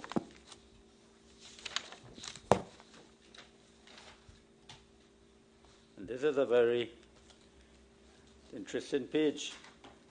You see about 4 lines down, it says, business continuity, 2:30 p.m.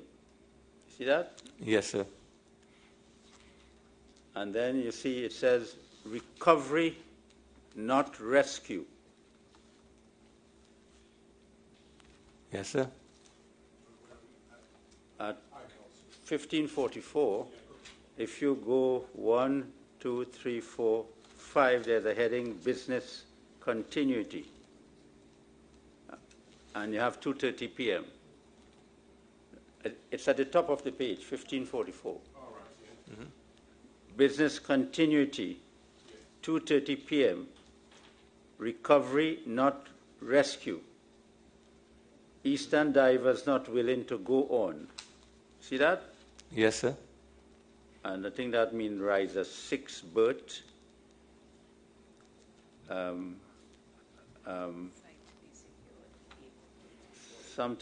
Site to be secured 8 days before loading. So, yes, sir. Wouldn't that be something of business you all were expecting? Paria was expecting, and it was to be in 8 days or something like that? Right. Yes, sir. Right. Let me explain. The configuration of the port,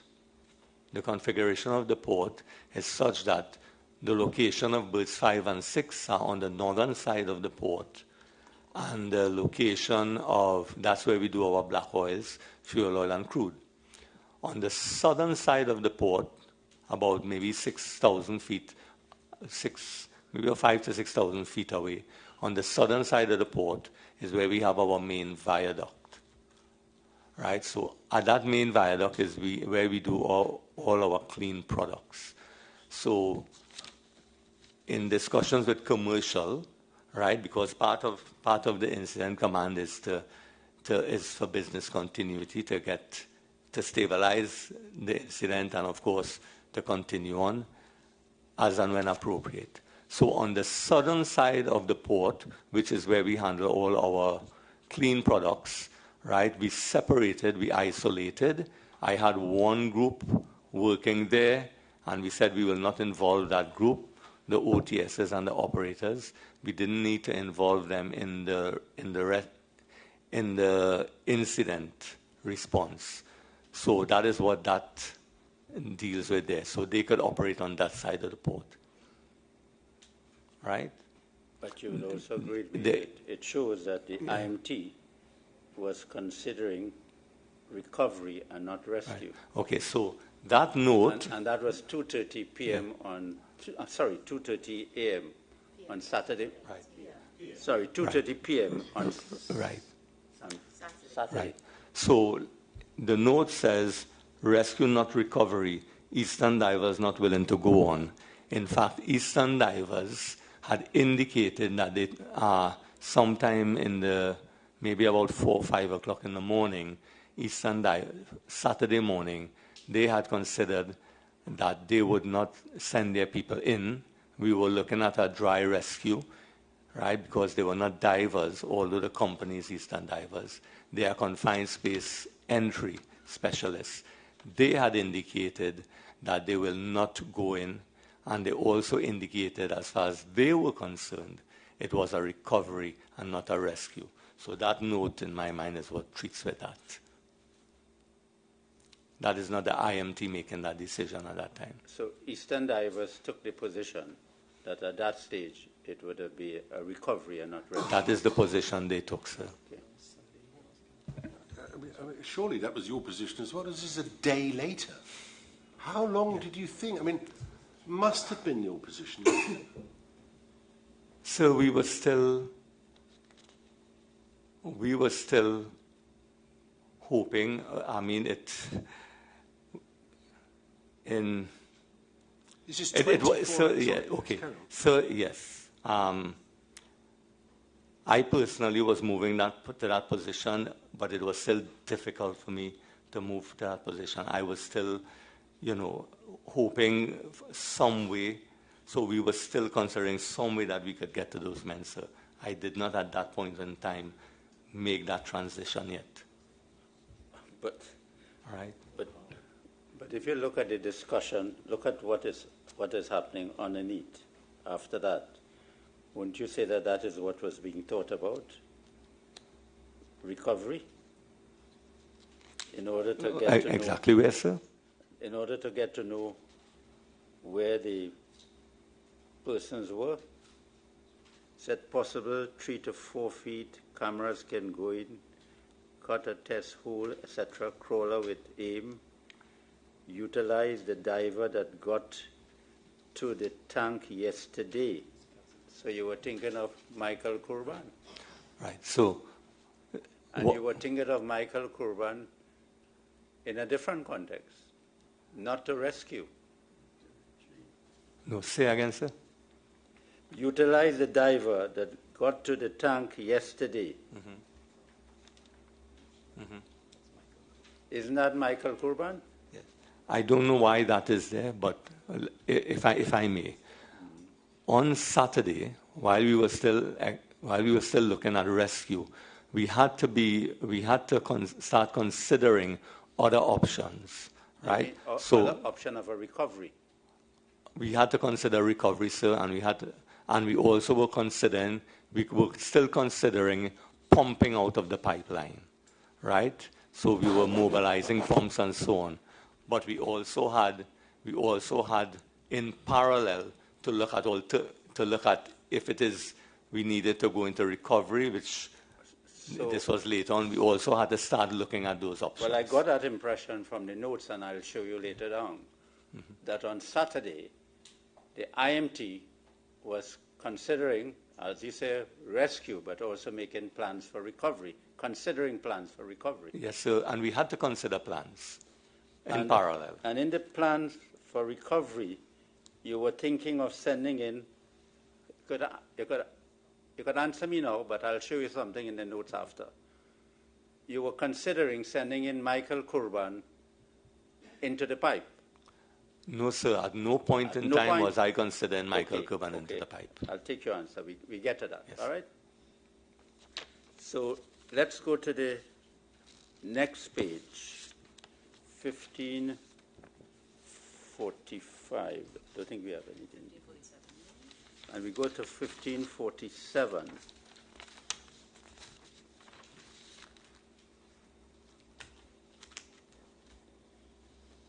You see you're listed here. Royal Seals, Mitchells, Eastern, OTSL. Are these the person you had on standby, not so? Yes, sir. Yes, sir. And you also, and there's always listed Michael Kurban. Yes, sir. I don't know who made these notes, and I don't know I don't know why they would have put that note there. Well, but at no point in time was I ever considering Michael Kurban. Well, these are the IMT notes disclosed by Paria, and it shows the name Michael Kurban. So after you have admitted that the IMT was considering both rescue and recovery, yes, sir. You have told us Michael Kurban was not considered for rescue in your evidence. Mm-hmm. So could you explain to us you are the head of the IMT? Yes, sir. I don't know who put that note there and for what purpose, sir. Right? It's just that name is just written there on its own. I don't know what for. It's written on its own? Okay, sir. I apologize. It's just standing there on the page, right, with no explanation. I don't know why that name is there.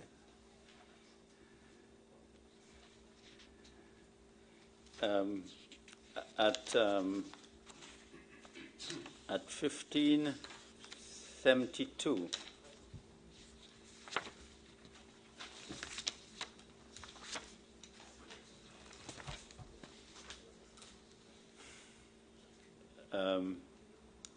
that is your time, that's Paria timeline, correct? Yes, correct, sir. And you see at 1549, S. Ramkisoon informed from A. Farah that additional divers, LMCF divers, were called in. Yes, see sir. that? Yes, sir. And at 1800, you see diver Michael Kurban recovered the GoPro camera and cylinder from the pipe, which I think that would mean the tank. So yes, you were aware at that time that Michael Kurban had entered the pipe and there was recovery of a GoPro camera from the pipe. Right. So I don't know, as I said when I spoke to Catherine, right, I don't know who gave that information there, but when I spoke to Catherine, right, she could not confirm, so I don't know who called in that information, sir. But according to this note of Paria, this information was given to the IMT, that the GoPro camera was recovered Yes, sir. from the pipe. Yes, sir. And you could have used that GoPro camera if you wanted to see the condition in the pipe. So honestly, well, let me put it this way. Yeah. That GoPro camera could have been used, not you, but it could have been used to see the condition in the pipeline. yes, sir. Yeah. Right? Right, but as I said, just to explain again. And that right. and that GoPro camera was known to the IMT at 6 p.m. Right. So I don't know if it is Catherine who called this in, but she could not confirm, we could not confirm. Right? This is just her saying, right? We tried, we spoke with LMCS, they moved away, so we couldn't get it, but we could not confirm that.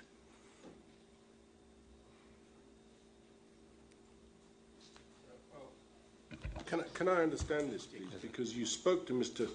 Dexter Guerra half an hour later. Yeah. Did you ask him? No, sir. With all that was going on, no, sir, I didn't ask him about it. Right? So, let's be clear about this. Yeah. You regarded video footage of the inside of that pipe as being the sole determining factor as to whether or not you were going to permit a rescue. Yes, sir. The mere whiff, can I suggest, of a camera that might have been retrieved from that pipe would have been something that would have exercised your mind immediately. Yes, sir. Is it really your answer that when you spoke to Mr. Guerra half an hour later, you did not ask him about the GoPro? Yeah. Is that your answer? Yes, sir. There was just so much happening on that time. I can't even remember when this was recorded. No, sir, I did not ask him. So you didn't ask him then? Now I understand you say you didn't, and it was an oversight on your part. Yes. Right, and I am not sure actually at what time I actually learned from Catherine. I am not sure what time I learned that from Catherine. Well, it's in the log at 1800 hours. This is contemporaneously being made, isn't it? Yes, but I don't know what time that came to my attention. It's in the log, but whether anybody told me at the time, my only recollection is when I spoke to Catherine and what she told me.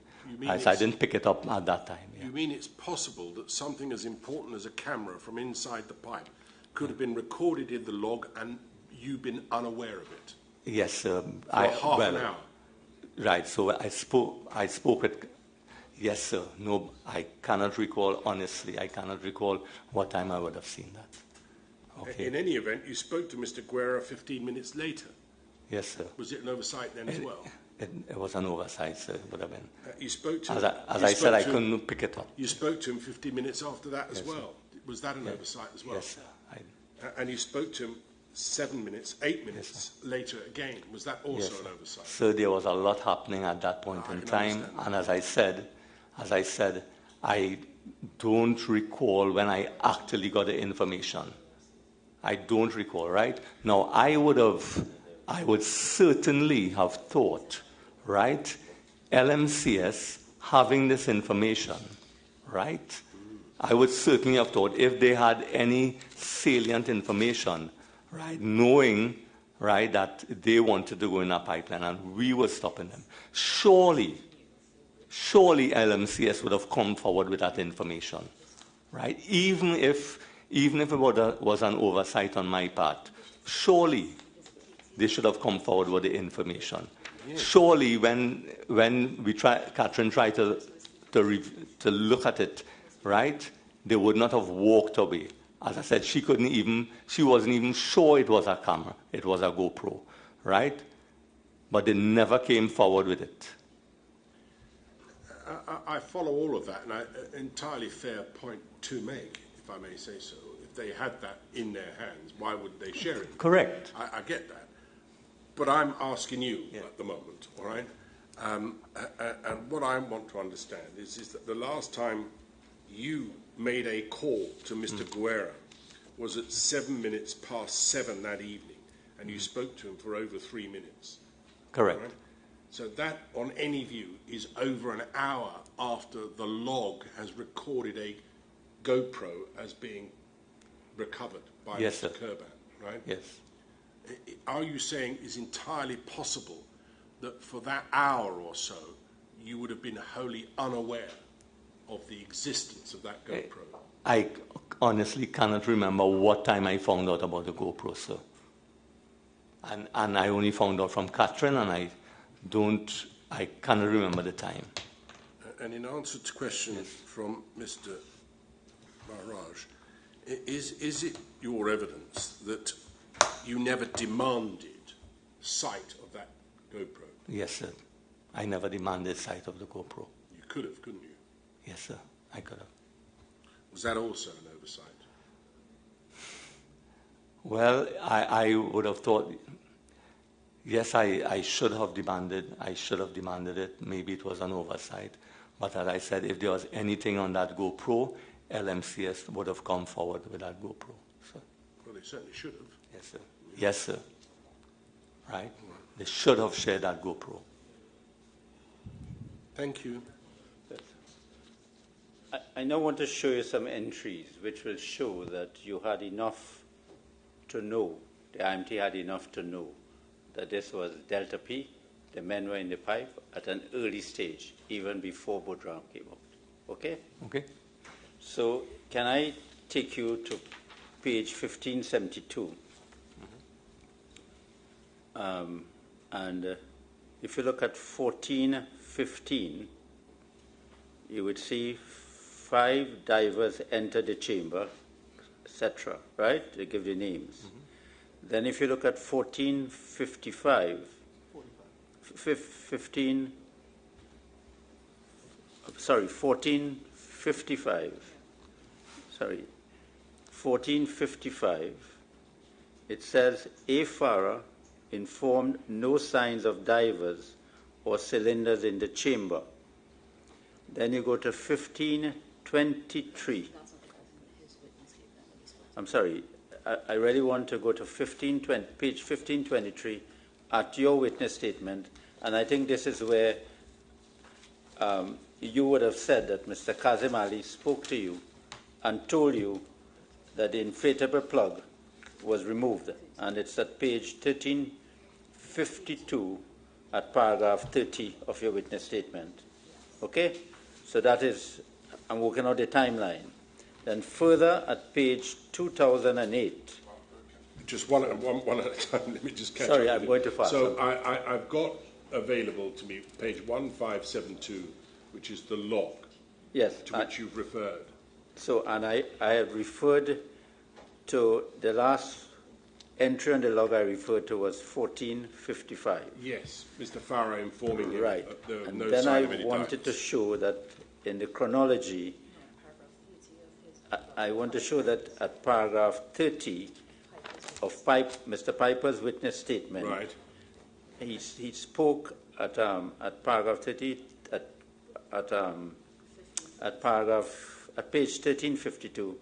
He spoke at 1523 to Mr. Kazim Ali, and Mr. Kazim Ali told him that the accident occurred with the removal of the plug. Yes. And then I wanted to show that in the sequence, at page 2008 of the supplemental core bundle, volume 3.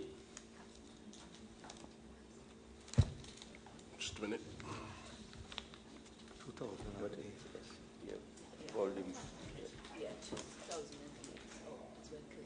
The page 2008. 2155 in my bundle. Right. Dive operational at berth number 6. Yes, but paragraph. 1508 hours. At 1508 hours. At 1508, offshore operator K. Scott reported to OTS-J Ramdan that 5 divers entered the chamber. A splash was seen on the camera during operation, after which the divers could not be seen. And then... All right, have you, are you keeping up with this? I don't have it here, but the easier way I to do understand this is for you to see it on the screen, so that you can answer the question that Mr. Maharaj will have for you. Right. So you've seen the log where he points out at 14:45. Yes, sir. Mr. Farrow's informed the visual camera is not functioning. Then he's taken you to your statement where you spoke to Mr. Kazim Ali at 15:23, where he describes about the removal of the plug. And now he's taken you to the dive operation document at my 2155, which shows that at 8 minutes past 3, the offshore operator, Mr. Scott, reported to Mr. Ramdan that 5 of the divers had entered the chamber. There was a splash in the Correct. Here, all right, so we're with it so far. We're with you. And then one more, at page 2008, volume 3 of the supplemental. Same page. Oh, sorry, there's the same page. At 1530. 15:30 hours. Yeah, at page 2008 of the same bundle. Basis information received. Received from OTS, it was reported that there was a rush of liquid into the pipe. Right. So, can you just say again, please? Yes. At 15:30, basis information received from OTS, it was reported that there was a rush of liquid into the pipe. Oh, okay. All right, that's in that log. So, based on what I've read to you, I am suggesting to you by 3:30 p.m. the IMT had the following of information available to it. 1, the men were working on an open pipeline in the hyperbaric chamber. 2, the men were removing the inflatable plug. 3, a splash was seen on the screen. 4, the men were not in the chamber. 5, there was a rush of liquid into the pipeline. So wouldn't that be information for you to conclude reasonably that the men was in the pipeline, were in the pipeline? Right. So I don't know where the OTS got that information, that there was a rush of liquid into the pipeline. Nobody was able to see what was going on. He was not on site, right? So he never gave me that information at that time. The information I got from Mr. Ali when I spoke to him, right? The information I got from Mr. Ali when I spoke to him was that they moved the first plug, they were moving the second plug, and he did not know what happened. Okay. I was speaking, if I may finish, please. Okay. I was speaking with Mr. Harichan and Mr. Ramdan, who was the OTS, and he never gave that information to me, that there was any rush of liquid. He just told me they were doing the sea searches. He told me he was talking to Mr. Farah, who was just lying on the barge holding his head. Okay, Mr. Piper, if you had that information, would you have started from around 3:30 p.m. to consider the plan to rescue the men from the pipeline? Yes, sir. And all that time on the way, we were through Heritage, Mr. Mohammed, through Heritage, we were already mobilizing the best equipment we could get, sir. But unless I have it wrong, isn't this Paria's timeline? This is part of Paria's record that was disclosed to us? Yes, sir, but at the time, I did not have that information at all. You got it at any time? No, sir. That rush of liquid, right? That was never brought to my attention. But that was very important information. Yes, because sir. If you had got that information, that was not brought to my attention. That would have led you to the conclusion that the men would have been in the pipe. Of course. Yeah. In fairness to Mr. Piper, can we have that document? You see, it says at the top, incident, 5 divers went missing, 1 was retrieved. Do you see that at the top of the document? Is it not on the screen in front? Oh, sorry. I'm sorry. Yeah. Is it on that screen? Yes. Yes, sir. You see right at the very top where it says dive operation. Yes, that rather suggests that this is not contemporaneous, doesn't it? Correct. Yes. Right. So it's written after the event. Yes, sir. Because if they're writing up there at the time 1 was retrieved, that was after 1530. Correct. All right. So it can't have been. And can you go to the second page, please, where it says at the bottom of the second page, 2-1. No, 2-1. Yes. Mine's a different pagination. So to scroll up a little further, please. Next. Keep going. Keep going. Keep going. No, you're going the wrong way. Keep going, please, to the next page.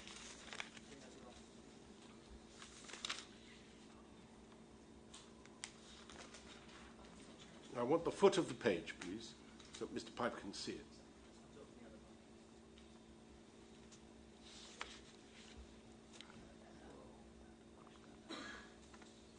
I think there's been some confusion about putting these documents in the right order, but never mind.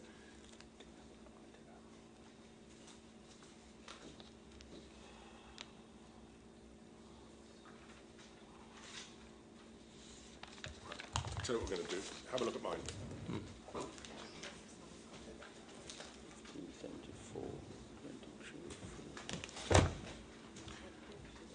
At the bottom of that page, my page 2156, what does it say? Who's written it? Yes, OTS J. Ramdan received information from Coast Guard dive team on site. No, below that.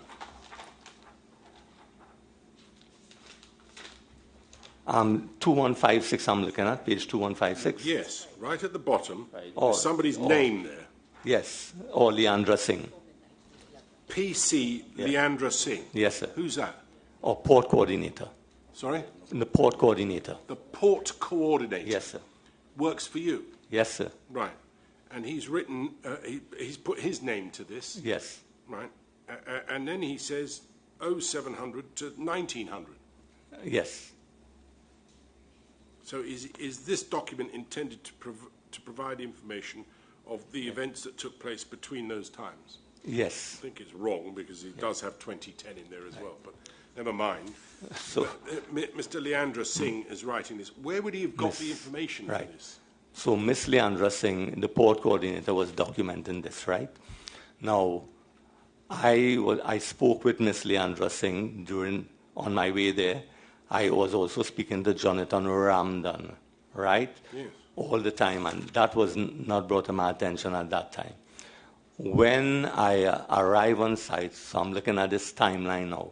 When I arrived on site, at 4:55, I called for Mr. Farah, right, to come in. So this is at 5 o'clock now when I arrived. Immediately after I arrived at 5 to 5, I called for Mr. Farah at 5 o'clock. He was on the way, and at about 10 past 5, people were hearing the knocking, right? And can we get back to the yes. position? Because you weren't on site until around 5 o'clock. Correct. Right? But you'd assigned Mr. Jonathan Ramdan. No. Or Visham Harichan. Who was in charge of the IMT before you arrived? That would be Paul Yearwood. Yearwood, that's right. it, thank you. So Mr. Yearwood was in charge before yes, you sir. arrived. The first thing you would have wanted to do upon arrival is to be updated by Mr. Yearwood. Yes, sir. Did that not include information that you've had pointed out to you, Mr. Maharaj, that there was a report from OTS that there was a rush of liquid into the pipe? No, I don't know if he had that information. He did not pass that information to me. So let's be clear. It is, of course, important information. Yes, sir. From wherever it came, it should have been passed to the IMT. Correct. And had it been, it would have come to your attention when you arrived, if not before. Correct. And if you'd been provided with that information, you would have been able to conclude that there was every prospect of a Delta P yes, that sir. had dragged these men into the pipe. Yes, yes, sir. And had you been informed of, if you'd come to that conclusion at 3:30 that afternoon, you would have actioned it from then. Of course. I think that's where you wanted to get to. Yes. Thank you. Yes, sir. Can I have that back, please? Because that's mine. You sick again? You need to go now. I'm coming to the end. Go now. I'm coming to the end, Mr. Piper. I'm coming to the end. Just a few more, right? You have told us that at around 11 o'clock, or the period 11 o'clock, 12 o'clock on Friday night, the IMT was making plans, or discussing plans for a rescue operation, correct? On Friday night, sir? Yes. Yes, sir, we were in rescue. The IMT was not making plans for a recovery operation on Friday night. No, sir, we were in rescue mode. Rescue mode. I want to show you 1574. And that's in its supplemental code one. I'm sorry, we're going to have to... Thank you. Go.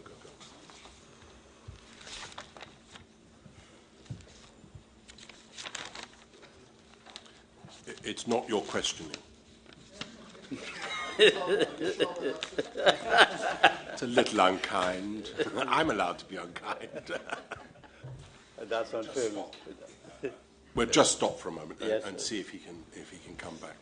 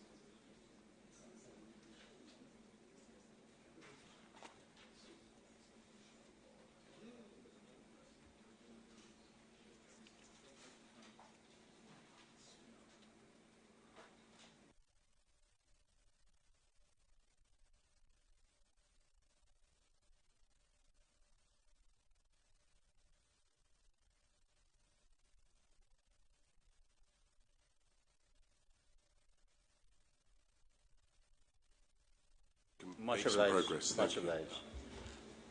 Okay, you had given us the answer that at Friday at 11 o'clock, 12 o'clock,